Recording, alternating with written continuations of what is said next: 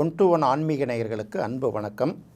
நம்ம சேனலில் தொடர்ந்து சுவையான நிகழ்ச்சிகளை பார்த்துட்டு வரோம். அந்த வகையில் நாம் இன்றைக்கி பார்க்க போகிறது ரோகிணி நட்சத்திரத்துக்கும் திருமணத்துக்கும் அப்படி என்ன மிகப்பெரிய தொடர்புங்கிறத நம்ம பார்க்க போகிறோம்.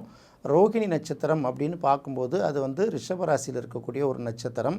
சந்திரன் வந்து உச்சமடையக்கூடிய நட்சத்திரம்.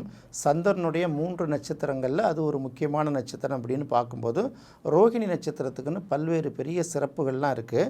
இந்த ரோகிணி நட்சத்திரத்தை என்ன பண்ணியிருக்காங்க, நம்ம பழங்கால ஜோதிட நூல்கள்லாம் பார்க்கும்போது மன்னர் காலத்து சங்க இலக்கிய பாடல்கள்லாம் கூட பார்த்திங்கன்னாலும் இந்த ரோகிணி நட்சத்திரத்தில் திருமணம் நடக்கிறது தான் ரொம்ப நல்லது.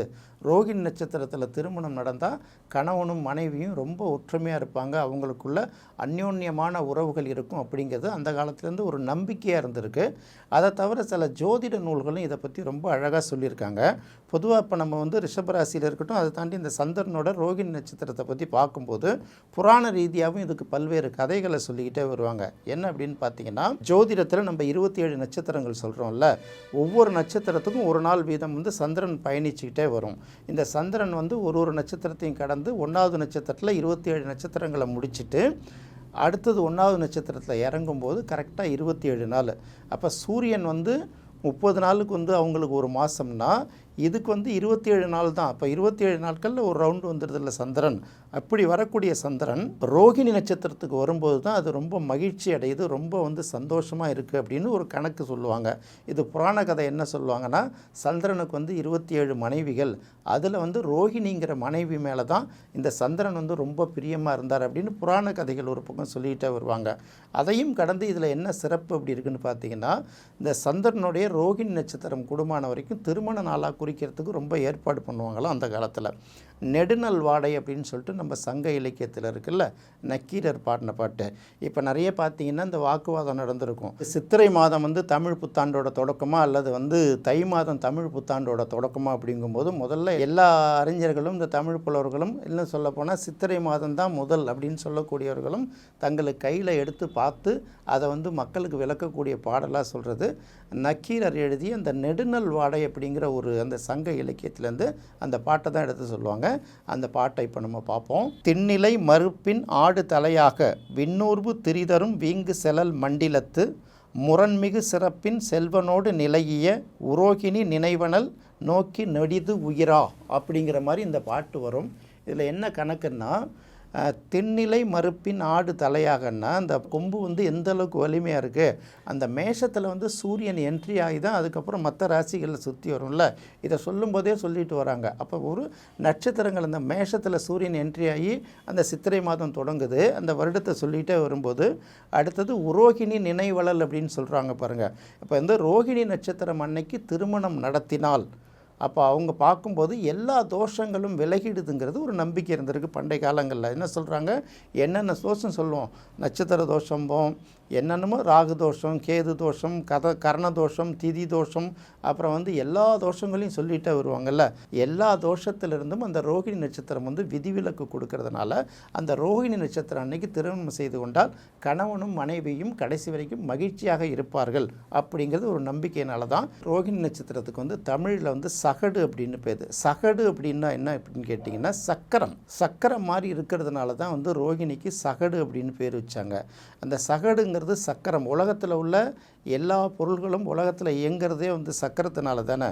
நம்ம வந்து ஆன்மீகத்தில் கூட சொல்கிறாங்கல்ல, ஆதார சக்கரங்கள்னு சொல்லுவாங்கள்ல, மூலாதாரம் சுவாதிஷ்டானம்னு சொல்லுவாங்கள்ல, இதுவும் சக்கரங்கள் தானே. உடல் இயக்கத்திலேருந்து உலக இயக்கம் வரைக்கும் எல்லாத்தையும் ஒருங்கிணைக்கிறது வந்து இந்த சக்கரங்கள் தான். சக்கரம் சுற்றலைன்னா உலகத்தில் எதுவுமே இயங்காது. நம்ம கியர் அப்படின்னு சொல்கிறோம் இல்லையா, எல்லா மோட்டார் வாகனங்களுக்கும் ஒரு சக்கரம் முக்கியம் இல்லை, அது மாதிரி உலகத்தில் உள்ள எல்லா பொருள்களோட இயக்கத்துக்கும் சக்கரம் போன்ற வடிவமும் சக்கரமும் முக்கியம்னு சொல்கிறதுனால தான் இந்த ரோகிணி வந்து இந்த இடத்துல மிகப்பெரிய முக்கியத்துவம் பெற்றிருக்கிறது. இந்த ரோகிணிக்கு வேறு என்னென்னலாம் சிறப்பு அப்படின்னு பார்க்கும்போது, இந்த சந்திரன் வந்து ரொம்ப வலிமையாக இருக்கிற நட்சத்திரம், ரொம்ப விரும்பி இருக்கிற நட்சத்திரம்னு ஒரு பக்கம் சொன்னால் கூட அது வந்து கிட்டத்தட்ட சந்திரன் வந்து ரிஷபத்துக்கு வரும்போது உச்சமாகுது இல்லை. அப்போ ரோகிணி நட்சத்திரத்தில் வரும்போது கிட்டத்தட்ட உச்சத்தோட வேல்யூ வந்து கொஞ்சம் அதிகமாக இருக்கும். அதனால தான் வந்து ரிஷபராசியில் பிறந்தவங்களுக்கே வந்து சந்திரன் உச்சமாகிறது ஒரு கணக்கு இல்லையா. அப்படி எடுக்கும்போது தான் அந்த முக அழகு, கலை அழகு, அடுத்தவங்களை சுண்டி எடுக்கிறது, இது எல்லாமே அவங்களுக்கு இயல்பாக அமைஞ்சிருக்கு. அடுத்தது பார்க்கும்போது இந்த ரோகிணி நட்சத்திரத்தில் பிறந்தவங்க பல பேர் வந்து குரு ஆவதற்கு தகுதி பெற்றவர்களாக இருப்பாங்க. அதாவது ரொம்ப தெளிவாக சொல்லாங்க, கொடுக்குற பணத்தையும் வந்து கணக்கு வச்சுக்க மாட்டாங்க, வாங்குகிற பணத்தையும் கணக்கு வச்சுக்க மாட்டாங்கன்னு சொல்லுவாங்க. யாராவது திடீர்னு வந்து என்னங்க ஏற்கனவே வாங்கிட்டு போயிட்டீங்க, இவ்வளோ நாளாச்சு இன்னும் பணத்தை திருப்பி கொடுக்கலையா அப்படின்னு கேட்டால், அப்படியா மறந்துட்டேன், சரி சரி கொடுத்துட்றேன் அப்படின்னு சொல்லுவாங்க. இன்னும் சில பேர் வந்து ஏங்க பணம் கொடுத்து எவ்வளோ நாளாச்சு, நீங்கள் என்ன ஒரு வாரத்தை கூட திருப்பி கேட்க மாட்டீங்களா, நான் 2-3 தடவை வந்து பார்த்தா உங்களை காணும் அப்படிம்பாங்க. அப்படியா நான் கொடுத்தேனா அப்படின்னு சொல்லுவாங்க. இது வந்து ரோகிணி நட்சத்திரம். அடுத்தது ரோகிணி நட்சத்திரத்தை பற்றி சொல்லும்போது வந்து பார்த்திங்கன்னா நாகப்பாம்புகளை வந்து உதாரணமாக சொல்லுவாங்க. நாகங்களுக்கு வந்து ஞானம் வந்து இயல்பாக இருக்கும் அப்படின்னு சொல்கிறாங்கல்ல. ரெண்டாவது வந்து நாகங்களோட இணைவு இருக்குல்ல, இதுதான் பார்த்திங்கன்னா உங்களுக்கு இந்த இனப்பெருக்கத்தோட உண்மையான தன்மையை பற்றி சொல்லும்போதும் அதெல்லாம் பலவித விஷயங்கள் எடுத்து சொல்லுவாங்க.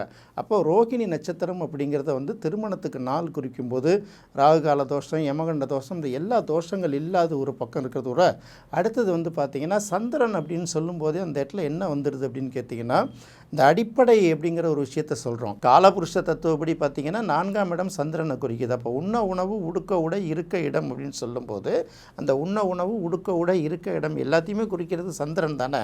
அப்போ அந்த சந்திரனுக்கு வந்து அவ்வளோ முக்கியத்துவம் பெறும்போது மற்ற நட்சத்திரங்கள் இருக்குல்ல, சந்திரனுடைய நட்சத்திரங்கள் அஸ்தமும் சந்திரனுடைய நட்சத்திரம் தான், திருவோணமும் சந்திரனுடைய நட்சத்திரம் தான். இருந்தாலும் இந்த இரண்டுக்கும் இல்லாத ஒரு சிறப்பு வந்து ரோகிணி நட்சத்திரத்துக்கு உண்டு.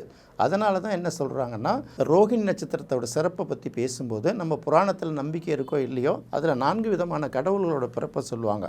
ஒன்று வந்து பார்த்திங்கன்னா கிருஷ்ணர், இந்த உலகத்தில் யுகத்தை மாற்றி அமைக்கக்கூடியவர் கிருஷ்ணர் வந்து ரோகிணி நட்சத்திரத்தில் பிறந்தார் அப்படின்னு சொல்லுவாங்க. அடுத்தது பார்த்திங்கன்னா பிரம்மன், படைப்பு கடவுளான பிரம்மனுக்கும் ரிஷபராசி ரோகிணி நட்சத்திரம்னு சொல்லுவாங்க. அப்போ இவங்க 2 பேருமே படைப்புகளை சொல்லக்கூடியவர்கள். கிருஷ்ணர் வந்து பார்த்திங்கன்னா எல்லா வேலையும் செய்யக்கூடியவர், ஒரு நவரச நாயகன் இல்லையா, அதனால் அந்த பக்கம் எடுத்துருவாங்க.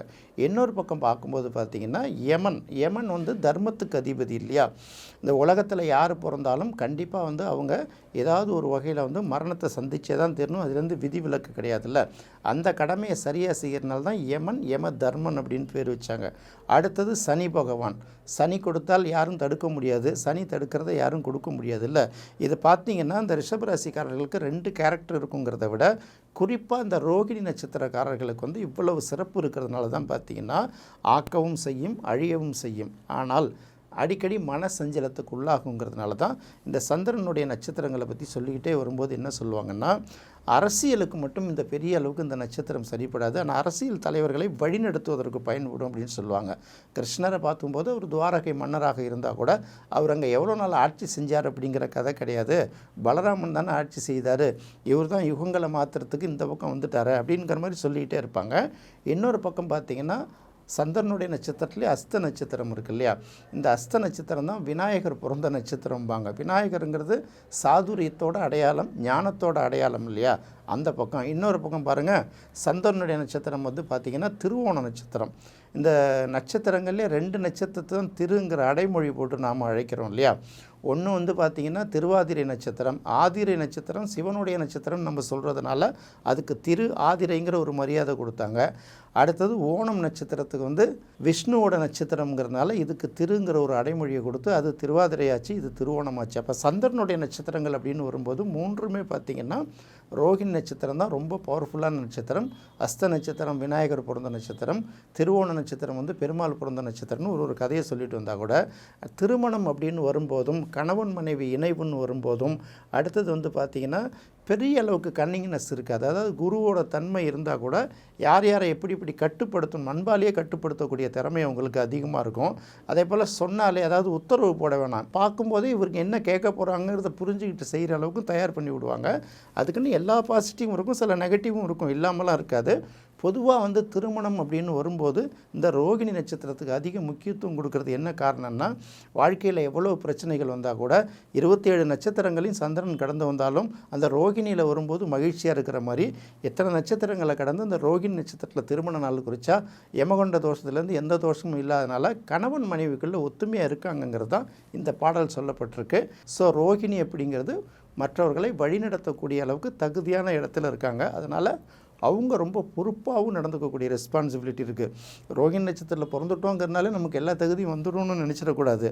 ஸோ அவர் ரோகிணி நட்சத்திரத்தில் பிறந்திருக்கிறதுனால நானும் ரோகிணி நட்சத்திரம் தான், நானும் அந்தமாரி எனக்கு அப்படின்லாம் எடுக்கக்கூடாது. அதுக்கான தகுதி ஒரு பக்கம் இருந்தால் கூட வழிநடத்தக்கூடிய தன்மை இருக்கிறதுனால பல நல்ல விஷயங்களுக்கு முன்னுதாரணமாக நடக்கும்போது அவர்களுடைய இறப்புக்கு பிறகும் காலம் கடந்தும் பேசப்படுவார்கள். அப்படிங்கிறதுனால இந்த ரோகிணி நட்சத்திரத்தோட சிறப்பில் திருமண சிறப்பை தாண்டி இன்னும் நிறைய சிறப்புகள் இருக்குங்கிறத புரிஞ்சுக்கணும். என்ன நேயர்களே, இந்த நிகழ்ச்சி ரொம்ப பிடிச்சிருக்குன்னு நினைக்கிறேன். மீண்டும் மற்றொரு சுவையான நிகழ்ச்சியில் சந்திக்கலாம். நன்றி, வணக்கம்.